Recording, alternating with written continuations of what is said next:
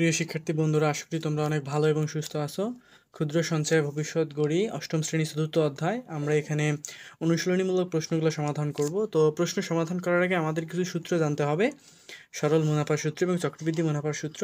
তো আমরা দেখো এখানে সূত্র লিখছি। সরল মুনাফার সূত্র আই সমান পিএনআর। আই সমান হলো মুনাফা, পি হলো আসল, এন হলো সময় এবং আর হলো মুনাফার হার। মানে যখন আমাদের মুনাফা বের করতে বলবো তখন আমরা এই সূত্র লিখবো, আই সমান পিএনআর। এবং আমাদেরকে যদি বলা হয় যে মুনাফার হার নির্ণয় করো, তাহলে এখানে কি মুনাফার হারকে কী দ্বারা প্রকাশ করা হয়, আর প্রতীক দ্বারা প্রকাশ করা হয়। তখন আমরা কি লিখবো? তখন আমরা এই সূত্র লিখবো। দেখো, যখন আমাদের বলবে যে মুনাফার হার কত, তুমি মুনাফার হার বের করো, তখন আমরা কি লিখবো? আর সমান আই ডিভাইডেড বাই পিএন। এবং একইভাবে যদি আমাদের বলে যে আসল নির্ণয় করো, সেক্ষেত্রে আমরা কি লিখবো? সেক্ষেত্রে আমরা লিখবো I divided by R N. এবং যখন আমাদেরকে বলবে যে সময়কাল, সময় নির্ণয় করো, মানে এন এর মান, তখন আমরা কি লিখবো? I divided by PR. তাহলে মোটামুটি এই সূত্রগুলো ব্যবহার করে আমরা আমাদের এখানে অনুশীলনমূলক যে প্রশ্নগুলো আছে সেই প্রশ্নগুলো সমাধান করব। এর পাশাপাশি আমাদের আরও একটা সূত্র আছে, সেই সূত্রটা হলো মুনাফা আসল বা সমৃদ্ধি মূলধন। মুনাফা আসল বা সমৃদ্ধি মূলধন কী দ্বারা প্রকাশ করা হয়? এ দ্বারা প্রকাশ করা হয়, A equal P into 1 plus NR. তাহলে এখানে পি আসল, এন হলো সময়, আর হলো মুনাফার হার, আর এ কে প্রকাশ করা হয় মুনাফা আসল বা সমৃদ্ধি মূলধন। তো আমরা আমাদের এখানে প্রথম প্রশ্নটায় চলে যাই। এখানে আমাদের প্রথম প্রশ্নে বলা আছে যে রইস 35,000 টাকা 3 বছরের জন্য ব্যাংকে জমা রাখলো। তাহলে রইস নামে একজন ব্যক্তি, সে 35,000 টাকা 3 বছরের জন্য ব্যাংকে রাখছে। তাহলে যদি সরল মুনাফার হার 7% হয়, তবে 3 বছর শেষে রইস কত টাকা মুনাফা পাবে? তাহলে তার আসল ছিল এখানে কত? আসল ছিল 35,000। তো আমরা এখানে লিখছি, দেখো রইস মুনাফা পাবে। তাহলে আমরা মুনাফার সূত্র কি পড়ছি?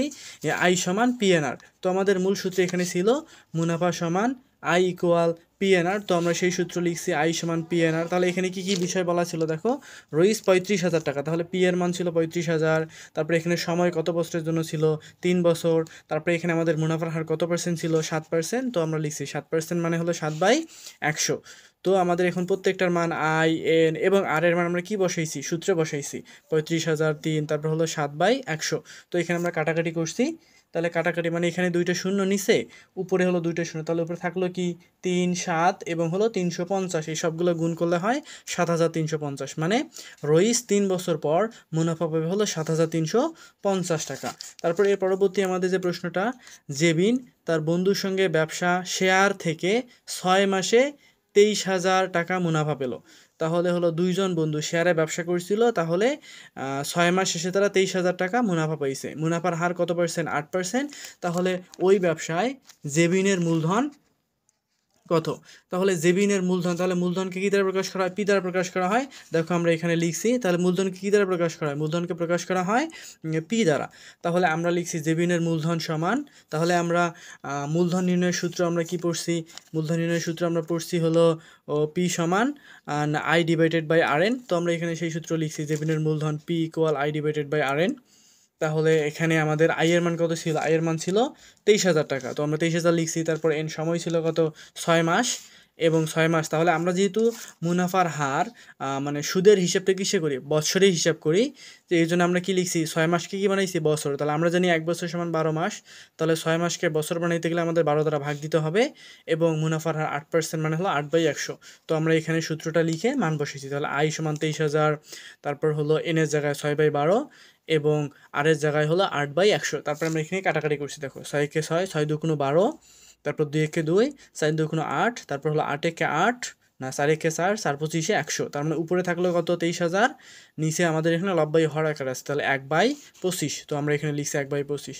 তাহলে এটা যেহেতু ডাবল ভগ্নাংশ, তাহলে 23,000 উপরে একটা, তাহলে মূল ভগ্নাংশ একটা, নিচে আবার হলো হরের জায়গায় আবার হলো ভগ্নাংশ আছে একটা।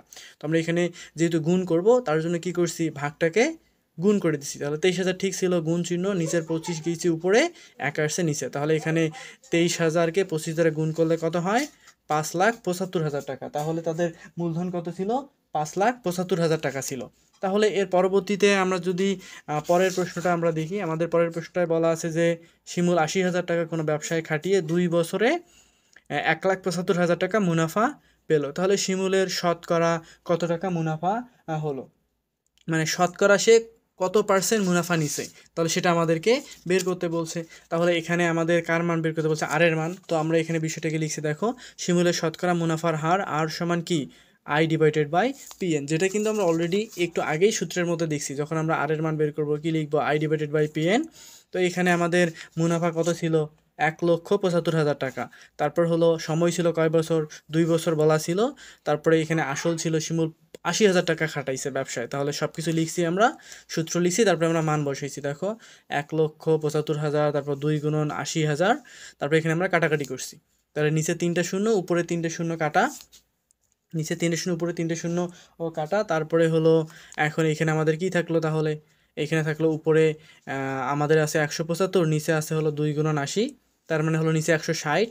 তার মানে আমরা এটাকে কি করছি, 175কে 160 দ্বারা ভাগ দিছি, তাহলে আমাদের এইটা হয়। তার মানে হলো শতকরা এত টাকা মুনাফা পাইছে। তাহলে এটাকে যদি আমরা পার্সেন্টেজে প্রকাশ করি, তাহলে কি করতে হবে, তাহলে এই টাকাটাকে আমাদের 100 দ্বারা গুণ দিতে হবে। তো আমরা 100 দ্বারা গুণ দিছি, 109.375%, মানে হলো শিমুলের শতকরা মুনাফার হার 109%।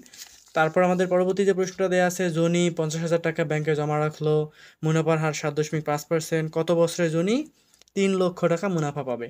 তাহলে 50,000 টাকা রাখতে, তাহলে আমাদের এখানে কি বের করতে বলছে, আমাদের এখানে বের করতে বলছে হলো এন এর মান, তাহলে সময়টা বের করতে বলছে। তাহলে আমরা কিন্তু সময় বের করার সূত্রও পড়ছি, সেটা কি, জনি, তাহলে জনি পাবে মানে এন সময় পাবে কি, I/Pn। তাহলে আমরা কিন্তু সেই সূত্রটাও পড়ছি, যে সময়কাল বের করার সূত্র কি, I/Pn।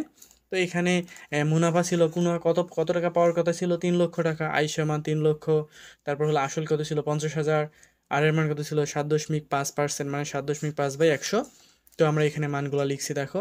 তাহলে আই এর জায়গায় আই এর মান, তারপর পি এর জায়গায় পি এর মান, এন এর আর এর জায়গায় আর এর মান, তারপর আমরা কাটাকাটি করছি। তাহলে উপরে 2টা শূন্য, নিচে 2টা শূন্য, তারপর হলো এইখানে 2টা শূন্য, এইখানে 2টা শূন্য কাটা। তাহলে এখানে কি থাকলো, 5 গুণন 7.5, আর উপরে থাকলো হলো 3,000। তো উপরে 3,000 ঠিক আছে, 5কে আমরা 7.5 দ্বারা কি দিছি, গুণ দিছি। গুণ দিলে কত হয়, গুণ দিলে হয় আমাদের হলো 37.5। তো 3,000কে 37.5 দিয়ে ভাগ করলে কত হবে, 80 বছর হবে। তাহলে জনি 80 বছরে 50,000 টাকা 7.5% মুনাফা হারে খাটাইলে 80 বছর পর সে মুনাফা পাবে হলো 3 লক্ষ টাকা। আশা করি বিষয়টা তোমরা বুঝতে পারছো। এরকম ভিডিও পেতে হলে আমাদের চ্যানেলটাকে সাবস্ক্রাইব করো, তাহলে নতুন নতুন ভিডিও আপলোড করার সাথে সাথে পেয়ে যাবে। ধন্যবাদ।